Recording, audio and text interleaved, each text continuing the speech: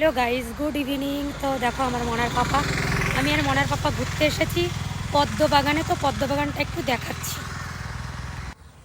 দেখো কত পদ্ম ফুল ফুটে রয়েছে। যদি আমি সকালবেলা আসতাম তো পদ্ম ফুলগুলো তুলতাম। আমাদের কলকাতায় হলে এতক্ষণ এই পদ্ম ফুলগুলো থাকতো না, সবাই তুলে নিয়ে যেত পুজো করার জন্যে। তো আমার অনেক দিন ধরেই দেখো জুম করে দেখাচ্ছি কত পদ্ম, কত দেখতে পাচ্ছ তোমরা? ক্যামেরা কাঁপাচ্ছি কেন আমি? ওই দেখো পদ্ম ফুল, কি সুন্দর পদ্ম ফুল ফুটে ফুটে রয়েছে।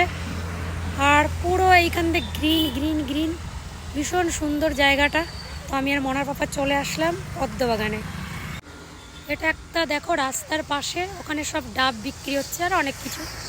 তো আমি আর মনার পাপা অনেক দিন ধরে আমার ইচ্ছা ছিল এখানে ঘুরতে আসার, মানে একটা জায়গায় আমি আর মনার পাপা যাচ্ছি। হ্যাঁ, যদি সকালবেলা হতো পদ্ম ফুল ওখান থেকে তুলতাম।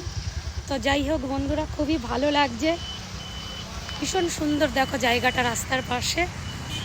তো আমি যাচ্ছি অন্য একটা জায়গায়, ভাবলাম এত সুন্দর একটা জায়গা ভিডিওটা করি।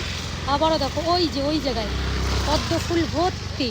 তো ভাবছি লক্ষ্মী পুজোর সময় আমি এখান থেকে পদ্ম ফুল নিয়ে যাব, কেন কি ওই সবসময় আমি খুঁজে পাই না কেরালায়।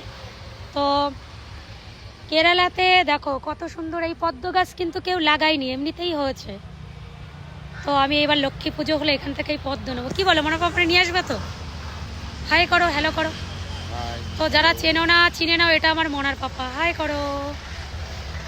কিউট মনার পাপা, আমার কিউট মনার পাপা। একটু হাসে না কেন? আমি দেখি প্রত্যেকটা বাড়ির বউরা হাসি খুশিভাবে ফটো ভিডিও করে, আর বরগুলো মুখটা গোমরা করে থাকে। তো আমার সাথে তো এরকম হয়। কাদের কাদের বর এরকম গোমরা মুখ করে থাকে একটু বলো। তো চলে যাচ্ছি আমাদের গন্তব্যস্থানে, একটা জায়গায় যাচ্ছিলাম, তাই জন্য চলে আসলাম। এত সুন্দর পদ্ম বাগান, ও মাই গড, দারুণ দারুণ। তো টাটা, ভিডিওটা একটু লাইক কমেন্ট করে দিও বন্ধুরা।